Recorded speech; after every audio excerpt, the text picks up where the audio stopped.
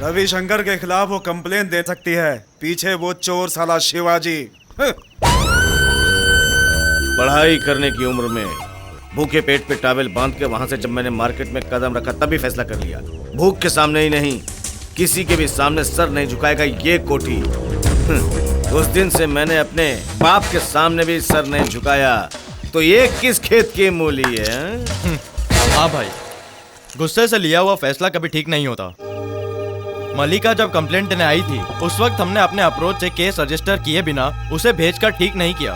अगर वो महिला सुरक्षा विभाग के पास जाकर कंप्लेंट करेगी तो सब फंस जाएंगे। मेरे हिसाब से हमारे पास एक ही रास्ता है, दुश्मन को दोस्त बनाना हो तो उसकी चाल पूरी तरह समझनी चाहिए। क्या कहना चाहते हो? मेरा मतलब है शिवाजी को हमारे साथ शामिल करना ही होगा। वकील का कहना सही है, लेकिन उसे हमारे ग्रुप में लाना जमेगा नहीं।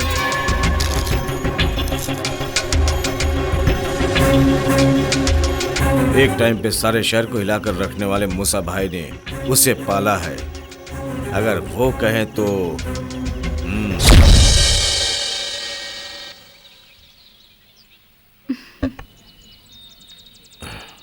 हमारी हालत तुम्हें पता है ना कोटी। उसे आने दो, सोचेंगे। रिश्तेदार कहने के लिए ये लड़की एक ही है ना? हाँ, नसीमा के मरने के बाद दूसरी शादी करो कितने लोगों ने कहा। जब मैंने इसके बारे में सोचा तो ना करने का फैसला।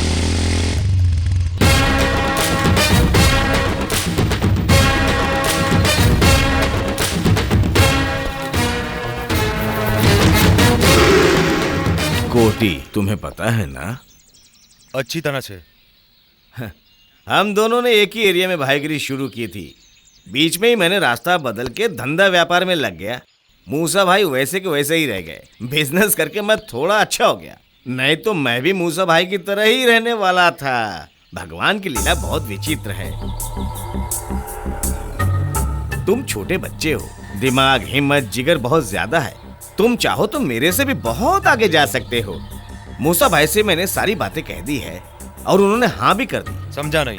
सही बात बताता हूँ, वो घर के मामले में अब तुम कुछ मत करना है।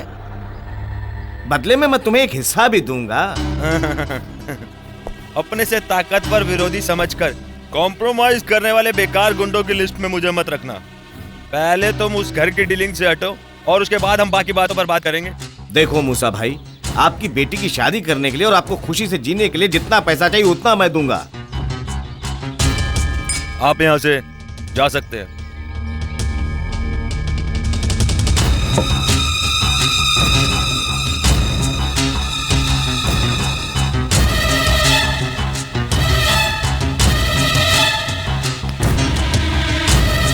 मूसा भाई, ये आपका घर डुबाने के लिए आया है। चलता हूँ, मिलते हैं।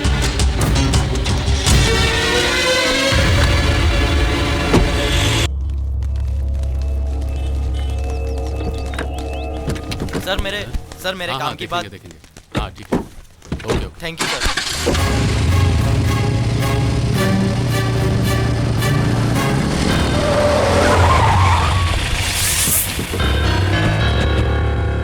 सर, हम फाइनेंस कंपनी से आए हैं ये गाड़ी ले जाने के लिए। कितनी बार कहा कि आपने इंस्टॉलमेंट नहीं भरा है, इसलिए गाड़ी जब्त करने का हमें ऑर्डर मिला है। कौन है पता है तुम्हें? हमारे पार्टी केंद्र के ज्वाइंट सेक्रेटरी, आईएसीसी प्रेसिडेंट हैं, समझे? आईएसीसी नहीं, गाड़ी की सीसी का बोल रहे हैं। 1 साल से इंस्टॉलमेंट नहीं भरा ना। इन्वेस्ट फाइनेंस के बारे में बीच रास्ते में बात मत करो। केंद्र की कमेटी खत्म होने के बाद उसके बारे में क्या करना है सोचकर बताता हूँ। अभी यहाँ से अपनी बाइक हटाओ। केंद्र में हम सभी का जॉइंट व्यापार है, सूरत में ये सब नहीं चलेगा।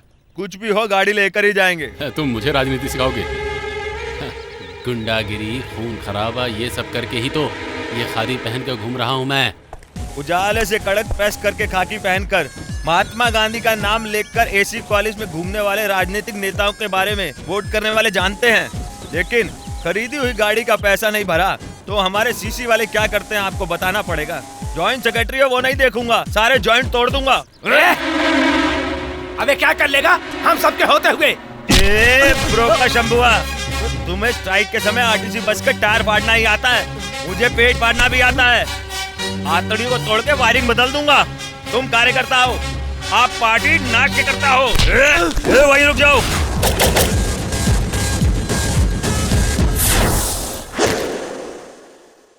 एक्स एमएलए के भूपति की गाड़ी की चाबी।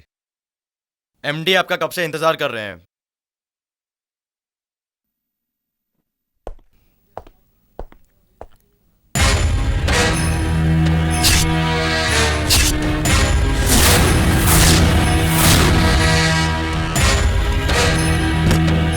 आ जाओ आ जाओ, इस कुर्सी पे मैं बैठूंगा तुमने कभी सोचा भी नहीं होगा। जो तुमने नहीं सोचा वहां पहुंचना वही कोटी का स्टाइल है। नाइनांस फाइनेंस कंपनी की जिम्मेदारी को मैंने संभाल लिया, इसके साथ तुम्हें भी। ऐसे ही एक एग्रीमेंट पे तुमने दस्तखत किया। मैंने उसी दिन कहा था ना, पैसों से ज्यादा दिमाग से दुश्मन को जीतने की कोशिश करो। सही है, मान रहा हूँ, लेकिन ये मत समझना कि तुम इतने में ही जीत गए हो। मेरी जीत की लिस्ट ये सारे सूरत के लोग जानते हैं और यहाँ मेरा राज है। चुपचाप घर में एक कोने में पड़े रहने की उम्र में ज्यादा होशियारी दिखाओगे तो ऊपर जाके खुद तुम्हारा बाप तुम्हें नहीं पहचान पाएगा।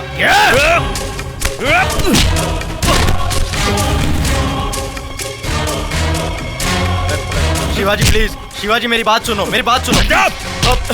मेरे मूसा भाई के उम्र वाले हो इसलिए छोड़ देता हूँ। फिर कभी तुमने मुझसे उलझने की कोशिश की ना तो भगवान परम शिवम की कसम आड़ा टेढ़ा बना दूंगा, समझ गए?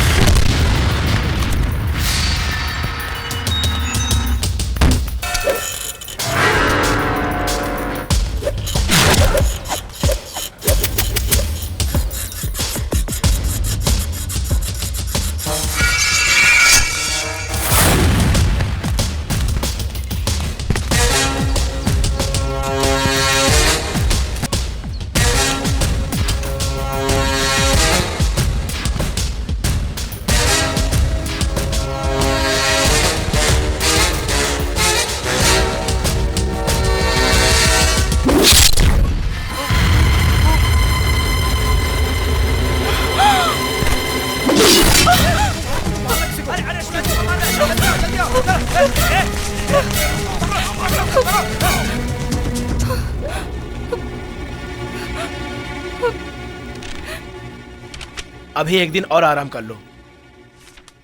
पुलिस कंप्लेंट फायदा नहीं होगा। हाँ,